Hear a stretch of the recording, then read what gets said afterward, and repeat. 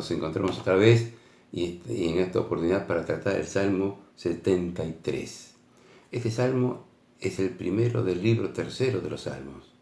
Ustedes ya recordarán que el libro del Salmo está repartido en 5 libros o 5 grandes partes. La parte tercera es esta que comenzamos hoy con el Salmo 73 y que llega hasta el Salmo 89. Pero vamos a tratar este Salmo. Este Salmo, como dice así el epígrafe donde los copistas agregaban alguna nota aclaratoria, es un Salmo de Asaf. Asaf era perteneciente a la tribu de los levitas, de los sacerdotes, pero era músico, se dedicaba a la música en el sacerdocio. Y Asaf era contemporáneo a David. Este salmo lo escribe Asaf contemporáneo a David, aquel que va a participar del traslado del arca desde la heredad o la propiedad de Edom hasta Jerusalén, hasta cercano al palacio de David, en los posibles futuros lugares donde iba a estar luego el templo. Pero hay otros salmos, la mayoría de estos salmos, hasta el 89, están escritos por Asaf. Por la característica de uno de esos salmos, también se piensa que no todos fueron escritos por este mismo Asaf de la época de David. Asaf también era una familia sacerdotal, y en la época del cautiverio, todavía esa familia sacerdotal estaba en medio del pueblo de Israel cumpliendo su ministerio musical. Y se piensa que por lo menos uno de esos salmos podría ser de la época del cautiverio, así como está registrado también en Segunda Crónicas. Pero estos son datos episódicos. Vamos a considerar el Salmo 73 en sí. Son en realidad 28 versículos los que abarca este Salmo 73. El título que le han puesto los copistas es El destino de los malos. Pero vamos a ver qué lección es la que encontramos en este Salmo. Tenemos dos formas, vamos a practicar hoy dos formas de lectura de este Salmo. Una forma abreviada y la otra completa. Si dijéramos cuál es la forma abreviada, sería los versículos 1 y 2, y luego desde los versículos 27 y 28. Es decir, el principio y el fin, el prólogo y el epílogo. Y miren, vamos a leerlos para que tengamos idea de esto. Ciertamente es bueno Dios para con Israel, para con los limpios de corazón. En cuanto a mí, casi se deslizaron mis pies. Sigue en el versículo 27. Porque he aquí los que se alejan de ti perecerán. Tú destruirás a todo aquel que de ti se aparta. Pero en cuanto a mí, el acercarme a Dios es el bien. He puesto en Jehová el Señor mi esperanza para contar todas tus obras. Miren, es fácil anotar aquí el resumen que hace el salmista, que hace Asaf. Él da su experiencia, su reconocimiento, que Dios es bueno para con todo el pueblo de Israel. Una característica del Dios de Israel, del Dios que luego va a ser también el eterno Dios trascendente que llega a todas las naciones. Pero en medio de esto dice que el bien, es decir, en la conclusión que saca del versículo 28, el bien está en acercarse a Dios. Miren qué gran resumen de este salmo. Dios es bueno, pero hay que disfrutar esa bondad de Dios. Y para disfrutar la bondad de Dios hay que acercarse a Dios y poner nuestra esperanza en Él. ¿Para qué? Para poder alabar su nombre y contar todas sus obras, como termina aquí, para contar todas tus obras. Qué corazón bueno y sensible el de Asaf. No solo reconoce que hay un Dios creador, que aquel que está presidiendo el pueblo de Israel también en ese entonces, sino que ese Dios es bueno. Y que a ese Dios lo tenemos que disfrutar, tenemos que tener comunión con ese Dios. Y la manera de tener disfrute de Dios y comunión con Dios, ¿cuál es? Acercarnos a Él. Este sería el principio y el fin, el resumen de todo el tema, como diría el autor Eclesiastés, el resumen de todo el discurso oído es este. ¿Cuál es? Dios es bueno, acércate a Él para disfrutar las bondades de Dios. Pero entre el versículo 2 y el versículo 27 nos encontramos nosotros con 24 versículos que sería ahora entrañaría en la versión larga de este salmo, la lectura larga. Es decir, nosotros tendríamos que leerlo de seguido, desde el versículo 1 hasta el versículo 28. Hemos hecho esta lectura para ver cómo hay un resumen, cómo se puede leer de dos maneras. Una manera abreviada y ahora entramos a lo que es la manera amplia y completa. Del versículo 3 al 26 está esta manera amplia y completa. Ya hemos leído el prólogo, hemos leído el epílogo. Ahora vamos a leer el centro, el meollo de este salmo. Estos versículos, del 3 al 26, se pueden dividir en dos etapas, en dos temas. En realidad, muchos autores coinciden en llamar a estos versículos, a estas dos etapas, la tentación de la fe. Es decir, la tentación de la fe desde el versículo 3 al 14. Y a partir del versículo 15 comenzaría una segunda parte de este cuerpo central del Salmo, que aquí entonces se mostraría no ya la tentación de la fe, sino el triunfo de la fe. Es decir, que el salmista, al empezar y al terminar el Salmo, qué bueno que es Dios, qué grande que es Dios, qué maravilloso y cómo hay que disfrutarlo, ahora nos aborda y nos lleva a considerar al ser humano que es tentado en su fe y al ser humano que ve también el triunfo de la fe. Vamos a leer del versículo 3 al 14 ahora. Dice así: porque tuve envidia de los arrogantes, viendo la prosperidad de los impíos. Porque no tienen congojas por su muerte, pues su vigor está entero. No pasan trabajos como los otros mortales, ni son azotados como los demás hombres. Por tanto, la soberbia los corona, se cubren de vestido de violencia. Los ojos se les saltan de gordura, logran con creces los antojos del corazón. Se mofan y hablan con maldad los de hacer violencia, hablan con altanería, ponen su boca contra el cielo y su lengua pasea la tierra. Por eso, Dios hará volver a su pueblo aquí y aguas en abundancia serán extraídas para ellos. Y dicen: ¿cómo sabe Dios? ¿Y hay conocimiento en el Altísimo? He aquí estos impíos, sin ser turbados del mundo, alcanzaron riquezas. Verdaderamente en vano he limpiado mi corazón y lavado mis manos en inocencia, pues he sido azotado todo el día y castigado todas las mañanas. ¿Prestamos atención a estos versículos?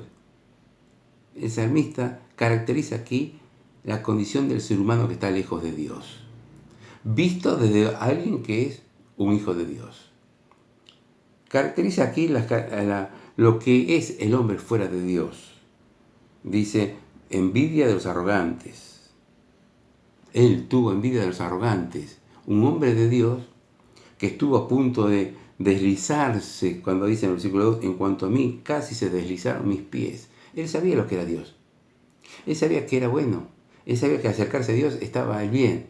Pero contemplaba el panorama y la vida de aquellos impíos y su corazón comenzaba a deslizarse. Casi, dice el versículo 2, se deslizaron mis pies. Y en ese casi deslizarse sus pies, considera y tiene envidia. Un hijo de Dios en la antigüedad que tiene envidia de aquellos hombres que eran impíos y que vivían lejos de Dios. Parece mentira, pero esto encierra una triste realidad. Cuando los creyentes ven que el deseo de su corazón parecería que no se cumpliera, cuando los propósitos de su corazón parecería que no fueran los de Dios y no se llegan a visualizar, comenzamos a pensar en lo que Dios nos está fallando y a tener envidia de aquellos que creen que son más de lo que son.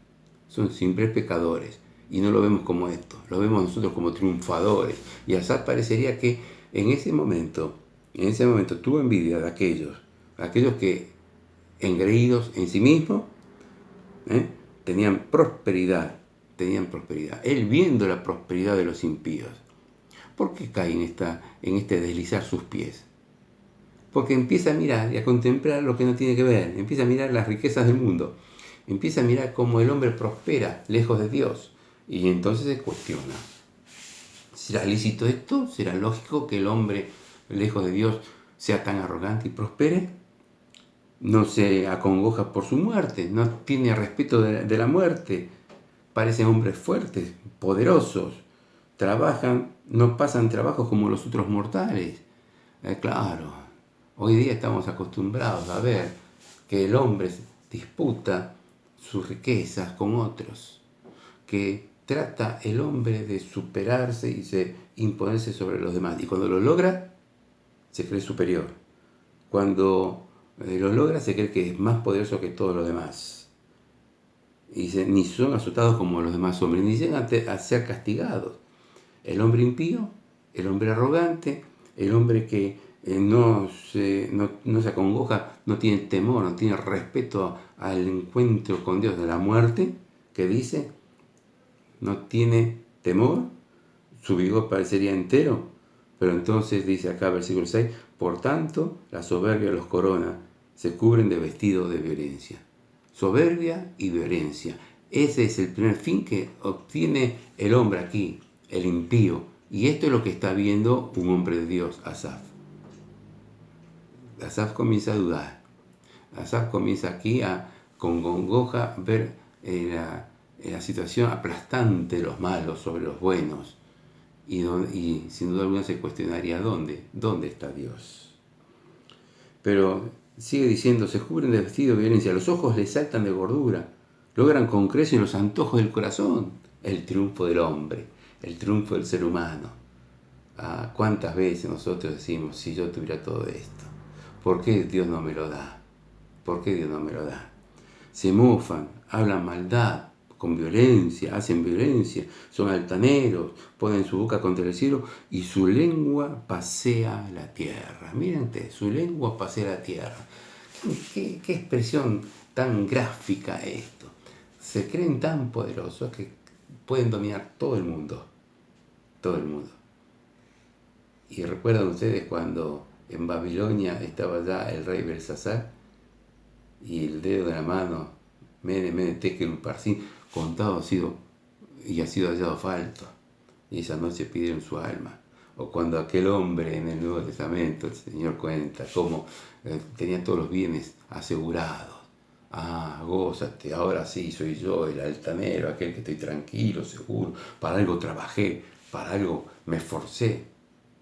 Necio, esta noche viene a pedir tu alma y lo que has provisto de quién será.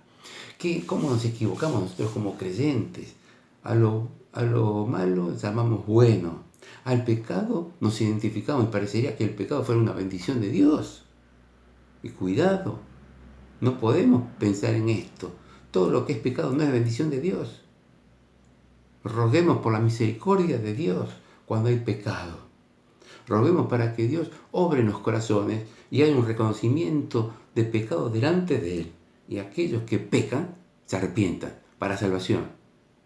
Pero también cuántas veces nosotros como creyentes tenemos que clamar a Dios y arrepentirnos de nuestros pecados y aferrarnos a esperar la clemencia de Dios. Sí, hoy prácticamente nos estamos asimilando mucho al mundo. El mundo bendice lo que hace y manifiestan grandes alegrías y bendiciones y su lengua se proclama por toda la tierra, como decía aquí el salmista. Pero el hombre impío, lejos de Dios, está condenado eternamente. Nosotros como creyentes no debemos imitar ni asimilarnos a esta actitud del mundo. Muy por el contrario, nosotros como creyentes, ¿qué debemos hacer? Acercarnos a Dios y clamar, no por bendición, por su misericordia. La bendición el Señor la va a dar oportunamente.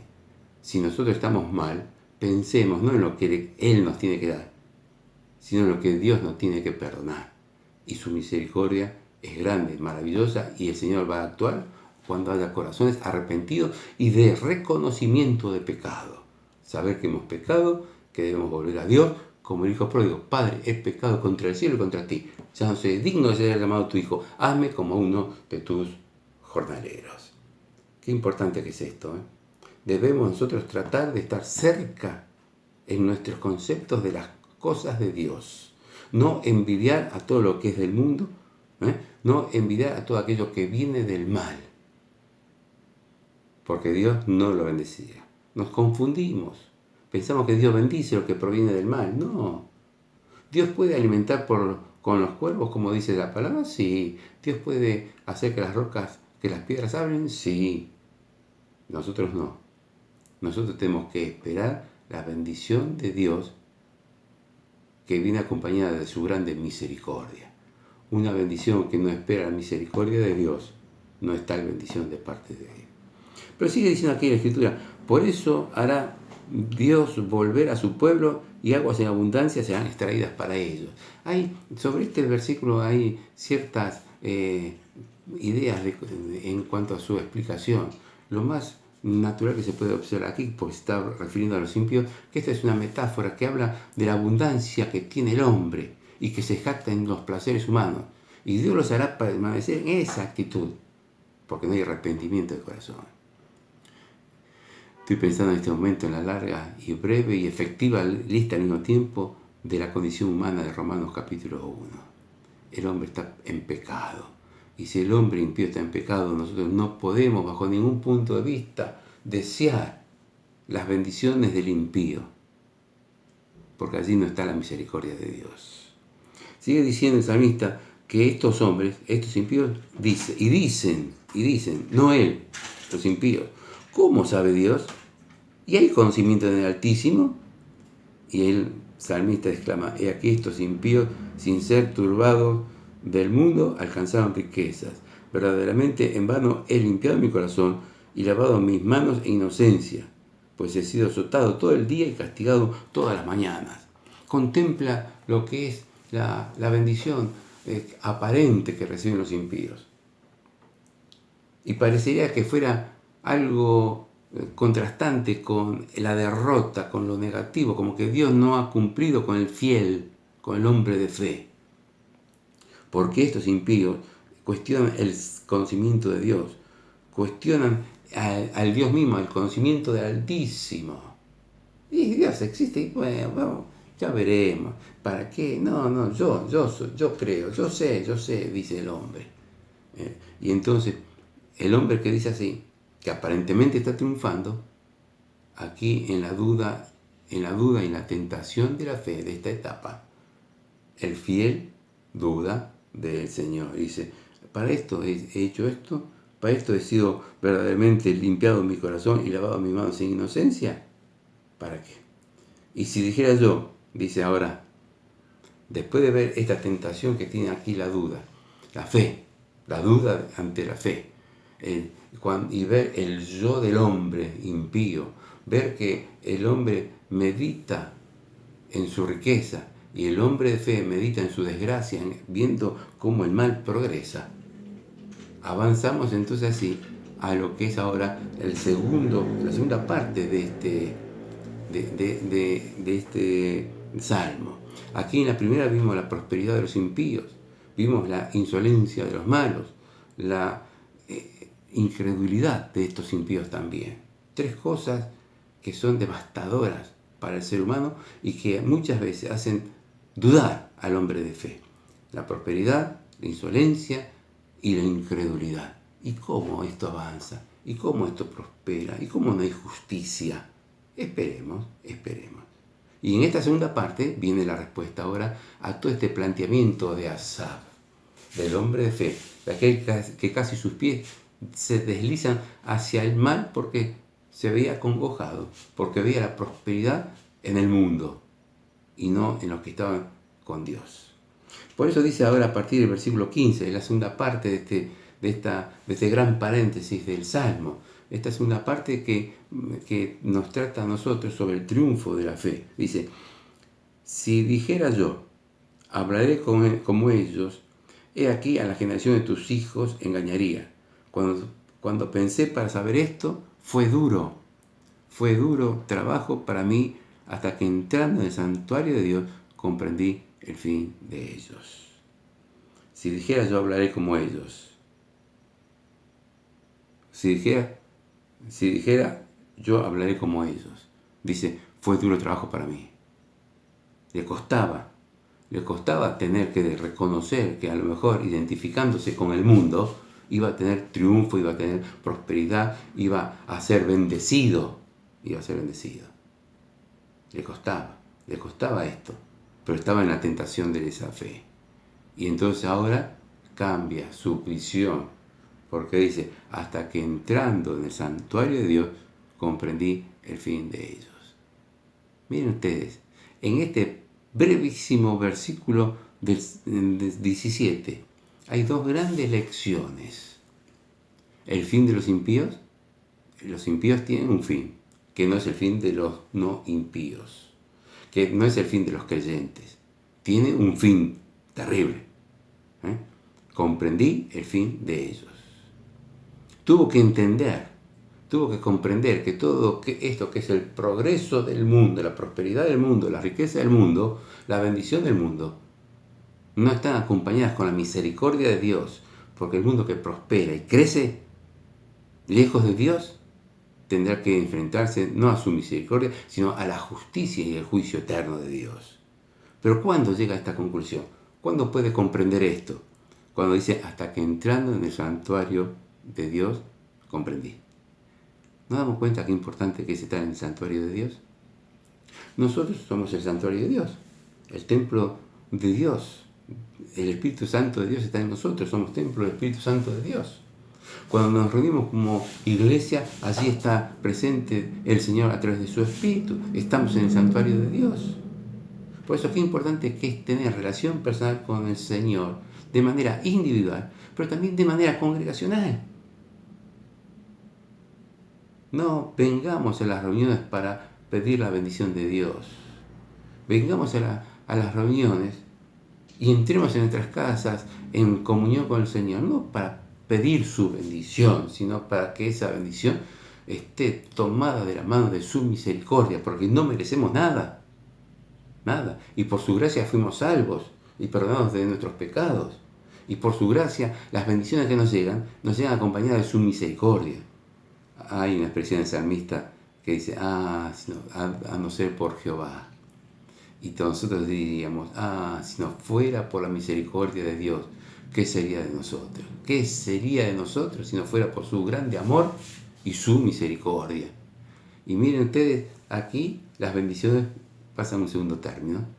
El amor de Dios y su misericordia cubren todo lo demás y nos ayuda a comprender verdaderamente no solo cuál es el fin de los impíos, el de ellos, sino también el fin de los santos, de nosotros. Y sigue diciendo aquí el salmista, dice, ciertamente los he puesto en deslizaderos, en asolamientos los harás caer. ¿Cómo han sido asolados de repente? Perecieron, se consumieron de temores. Versículo 20, como sueño del que despierta, sí Señor, cuando despertares menospreciarás su apariencia. Se llenó de amargura mi alma y en mi corazón sentía punzadas. Tan torpe era yo que no entendía. Era como una bestia delante de ti. En este triunfo que él empieza a observar en su fe, comienza a darse cuenta que Dios está por encima de todas las cosas y que él era como una bestia delante de Dios. Miren qué cruda que es esta expresión, una bestia. Era como una bestia delante de ti. Una bestia. No solamente es un comportamiento animal, es un comportamiento irracional, es un comportamiento de fuerza inútil porque no logra el verdadero cometido. ¿Podemos nosotros ser bestias delante de Dios? ¿Podemos nosotros ser bestias animales? ¿Ese es nuestro estado espiritual? ¿Ese es nuestro estado espiritual? Se llenó de amargura mi alma y mi corazón sentía punzadas.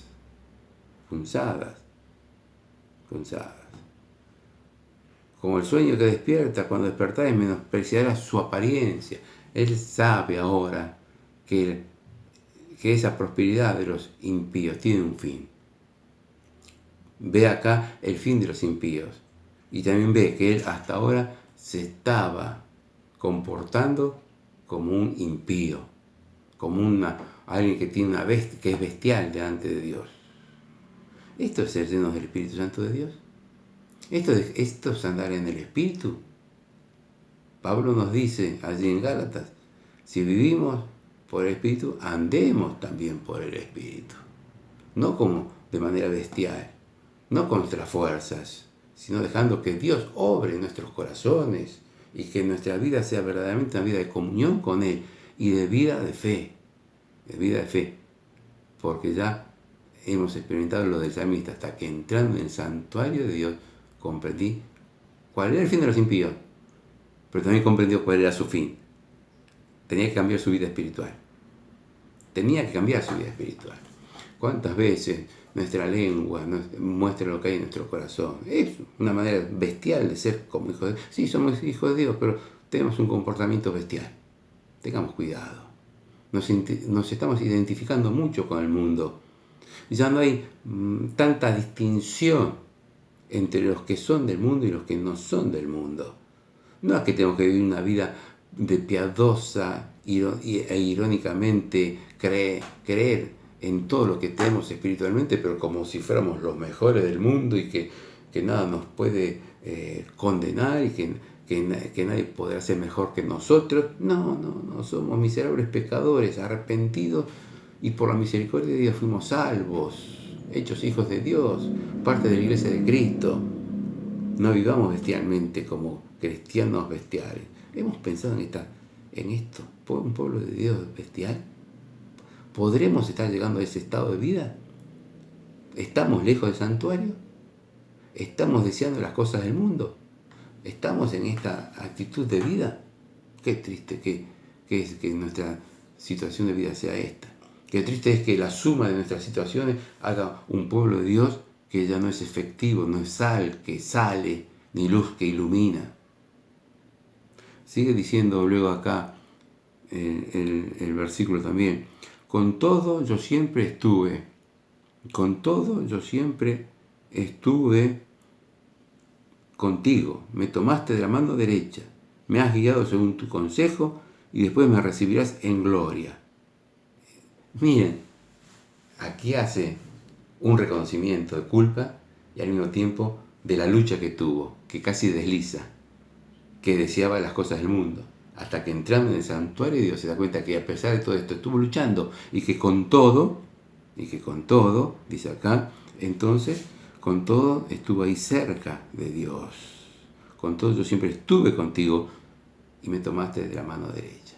Qué bueno que es cuando estamos luchando, hermanos, y nos sentimos solos y que el mundo nos tironea. Entremos en el santuario de Dios y extendamos nuestra mano derecha para que Él nos tome con su diestra también y nos sostenga firme. Es la única forma de no caer. Sostenernos de la mano del Señor. Dejar que Él obre en nuestra vida. Pero dice más adelante: me has guiado según tu consejo. Debemos buscar el consejo de Dios, no el consejo de los sabios del mundo. Debemos buscar el consejo de Dios. ¿Para qué? ¿Para qué? Para que seamos luego recibidos en gloria. Aquí está el triunfo de los píos. El triunfo de los impíos, ¿cuál era? La riqueza y después encontrarse con la muerte. El triunfo de los impíos era el pecado continuo, lejos de la misericordia de Dios. El triunfo del hombre pío es en ser recibido en gloria por el Señor. Allí estaremos plenamente llenos de todas las bondades y bendiciones de parte de Dios. Por eso sigue diciendo también: ¿a quién tengo yo en los cielos sino a ti? ¿A quién tenemos, hermano? ¿Por qué estamos deseando tanto el tener lo que tienen los demás? ¿Por qué nos ponemos como ídolos a los grandes hombres del mundo, a los grandes artistas, a los grandes sabios, a los grandes inteligentes, a aquellos que hablan y arrastran a las multitudes? Y nosotros vamos detrás de ellos. ¿Por qué nosotros nos plegamos a charlas y a disputas del mundo y no tenemos las conversaciones entre nosotros como hermanos en Cristo y los temas que ayudan a la fe y a la piedad, como dice la palabra también? Tenemos que seguir y luchar. Por eso también sigue diciendo acá: y fuera de ti nada deseo en la tierra. No deseo la riqueza del mundo, está diciendo el salmista. No deseo la prosperidad del impío. No deseo el poder del impío. Deseo, con todo, fuera de ti, nada. Deseo a Dios en la tierra también. No solamente cuando estemos allí en los cielos, cuando estemos acá, mientras transitamos como peregrinos en este mundo, debemos nosotros desear estar con Dios, desear y disfrutar de Dios. Por eso dice: mi carne y mi corazón desfallecen. Nuestra carne, nuestro cuerpo lucha. Miserable hombre de mí, ¿quién me librará de este cuerpo de muerte?, decía Pablo. Pero dice, más la roca de mi corazón y mi porción es Dios, es Dios. Pero dice, para siempre. Nosotros solemos, lamentablemente, apoyarnos en Dios como nuestra roca en el momento de la angustia. Pero acá el salmista está diciendo, de mi corazón y mi porción es Dios para siempre. No aprovechémonos de tomar de la mano de Dios para sacar una ventaja. No pensemos que nuestras bendiciones actuales en pecado van a ser recibidas por Dios o que vienen de parte de Dios. Aferrémonos a la mano de Dios en nuestro corazón, afirmemos nuestros pasos y pensemos que estamos para siempre con Dios. No hemos llegado al cielo, llegaremos, pero mientras tanto Dios está con nosotros. Su presencia debe ser continuamente. Y termina entonces así, después de esta vindicación de la justicia de Dios, de la victoria de la fe en esta parte, de la visión del fin de los impíos. Y termina el salmista, después de haber entrado y comprendido cuando entró al santuario de Dios, cuál era su situación y su relación con Dios, cuál debería ser. Dice entonces la terminación, el epílogo de este salmo que ya hemos leído antes, porque aquí los que se alejan de ti perecerán. Tú destruirás a todo aquel que de ti se aparta. No tengamos miedo, no pensemos que Dios no va a cumplir esto. El tarde o temprano el impío tendrá su justa paga. Pero en cuanto a mí, dice Asaf, en cuanto a yo que soy un hijo tuyo, dice Asaf, el acercarme a Dios es el bien. He puesto en Jehová, el Señor, mi esperanza para contar todas tus obras. Dos cosas surgen acá, pero claras, notorias. Después de entrar al santuario de Dios y comprender cuál es el fin de los impíos, nosotros nos tenemos que acercar a Dios, porque es el único bien, lo bueno, lo superior, viene de Dios. Y en cuanto estemos acercados a Dios, estaremos cerca del bien. ¿Y para qué? Estando cerca de Dios, estando cerca del bien, contar todas sus obras. A veces cantamos cuán grande es Él, cuán grande es Él. Dios es un Dios grande, maravilloso, majestuoso. ¿Y por qué debemos nosotros estar contentos y alabar su nombre? Porque Él es fiel, porque Él ha obrado y sigue obrando siempre para nuestro bien. Y porque en su grande misericordia estamos aquí plantados en este mundo, en esta época mala y que será cada vez peor vivir en este mundo. Oremos nosotros por nuestras vidas, por nuestras esposas, por nuestros hijos, por nuestros nietos, por todos nuestros hermanos en la fe, para que todos juntos podamos estar unidos, soportando este último tiempo que nos toca vivir, sabiendo que el fin de los impíos es certísimo, seguro, lejos de Dios, sin misericordia. La justicia de Dios les alcanzará, pero por sobre todas las cosas, sabiendo que nosotros, que nos hemos aferrado a su mano derecha, reconocemos que el único bien está en nuestro Dios. Y tenemos que contar las grandes maravillas de Dios, proclamar el mensaje del Evangelio a todo aquel que escucha, a todo aquel que desea buscar a Dios en el bien, no en el camino de los impíos. Y así dejamos este salmo, que nos saca una gran conclusión. No miremos hacia atrás, no miremos a nuestro costado viendo el triunfo del mundo, porque esto es pasajero. El mundo pasa y sus placeres, pero el que hace la voluntad de Dios permanece para siempre. La voluntad de ese Dios que es el bien, que es el Dios sumo, eterno y amor, que en su grande justicia y misericordia nos alcanzó. Porque de no ser por la misericordia de Dios y su amor, ¿dónde estaríamos nosotros? ¿Qué vamos a hacer con esto, hermanos? Es un desafío para nosotros. No contemplemos solamente la riqueza del mundo. Sepamos su fin y veamos dónde está nuestro triunfo. Acercarnos a Dios, que es el único bien duradero, eterno, para siempre, y contemos sus obras y sus grandes maravillas para con todos nosotros. Que el Señor nos bendiga.